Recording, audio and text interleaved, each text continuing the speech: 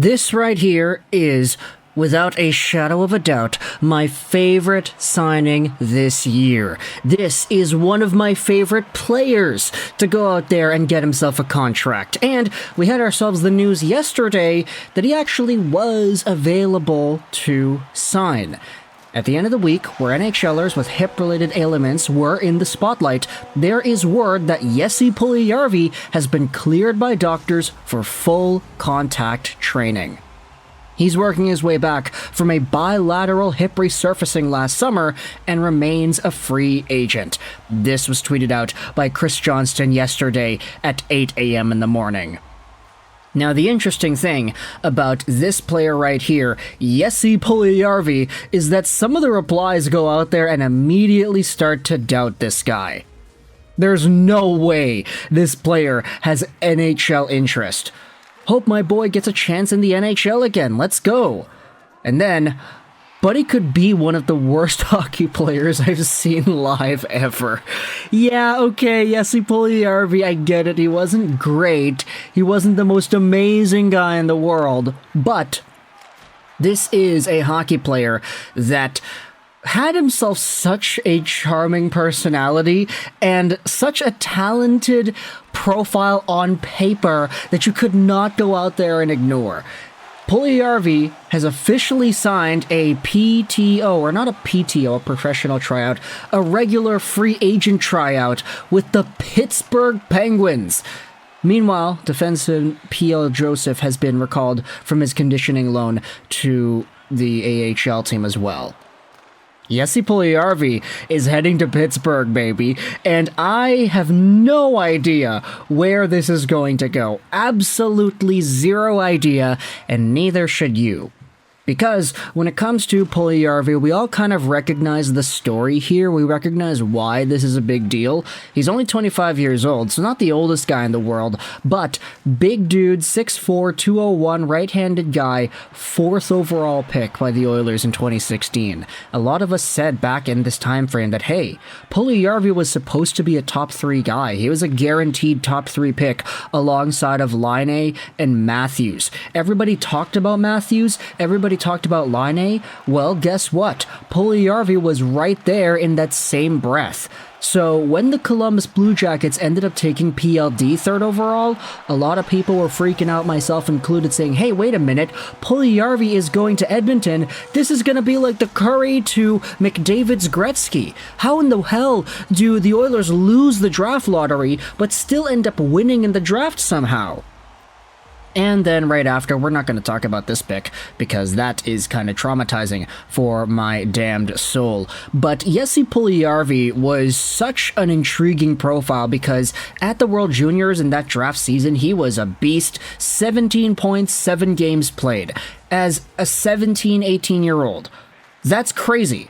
Actually, he was 17 for the entire tournament. Yeah, that's crazy.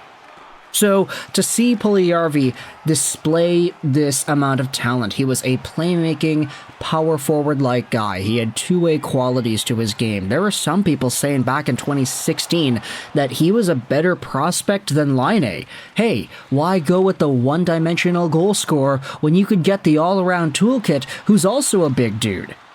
He was taken by Edmonton, he played with the Oilers, he never, ever went out there and actually lived up to his potential, maxing out at 36 points in 65 games played, which admittedly is not bad, but it took him a really long time to get here. Bouncing up and down between the NHL and the AHL club, he yeeted back over to Finland, where he was actually kind of a beast for Karpat in the Finnish Liga. But then, upon returning to the Oilers, he had a really strange profile, because even though he did have himself pretty decent production some years, what made Puljujarvi stand out was that his overall underlying statistics were always phenomenal. This guy, playing at 5v5 with some of the best players in the world in Connor McDavid and Leon Draisaitl, didn't matter which line you put him on, he actually made the line better. He helped the line improve their Corsi and their underlying statistics. It's a very strange phenomenon, but Jesse Puljujarvi was really good, analytically speaking, for the Oilers. It's just, the production wasn't there. He had 14 points in 58 Oilers games last season. He got traded over to Carolina, 2 points, 17 games there, 1 point in 7 games as the Hurricanes lost in the first round. So, yeah, that's it, eh? That's all that happened. He ended up getting the hip resurfacing surgery. We have an article on ProHockeyRumors.com that goes out there and talks about it. This was back in June. So, yeah, North Star Bets Chris Johnson has an unfortunate injury update on the 2016 fourth overall pick. He recently underwent double hip surgery and is facing a lengthy recovery. He also adds that Puljujarvi won't be issued a qualifying offer by the Hurricanes and will hit UFA status in a few days. Now, if you go over to the new article that was written about in regards to Puljujarvi signing his tryout, can we zoom in on this, make this a little bit easier to read? Okay, that's a little bit too much. We're going to talk about David Perron later in the show, though, so yeah, that article that was popping up on the screen, we're not going to look at that right away. Puljujarvi has had a storied career since being drafted 4th overall, yada yada yada, all the points in the games. Pittsburgh also shared that they've recalled P.O. Joseph from his conditioning stint. Joseph emerged as a top option for the Pittsburgh Penguins as a rookie during 22-23.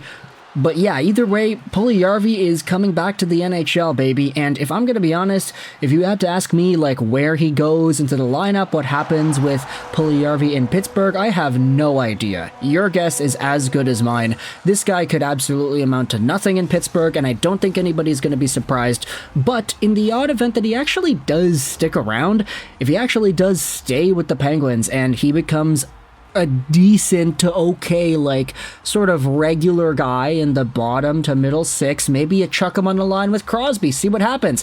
Maybe you get Chris Kunitz 2.0. Maybe.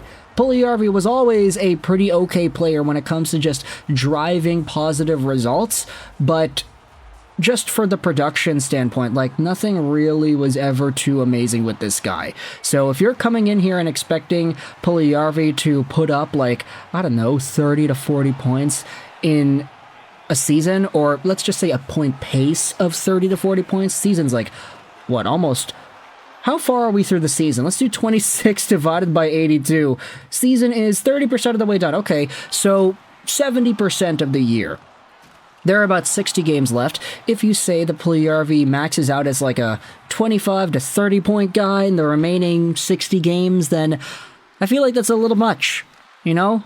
Realistically, I could see Puljujarvi, if he ends up playing for the rest of the year with Pittsburgh, maybe getting 10 points, 15 points max, while driving some alright results. I mean, I was going to say that it would have been nice to have Kasperi Kapanen and Puljujarvi on the same team, because, I mean, it's been a while since that happened, but yeah, Kasperi Kapanen's no longer here, so that thought is completely thrown out the window. So my bad, Kasperi Kapanen.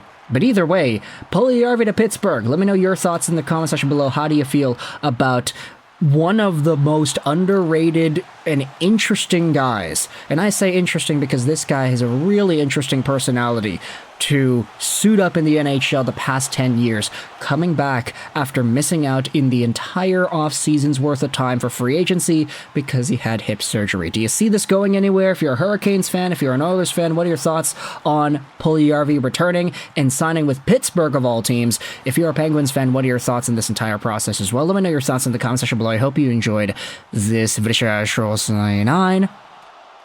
And bye.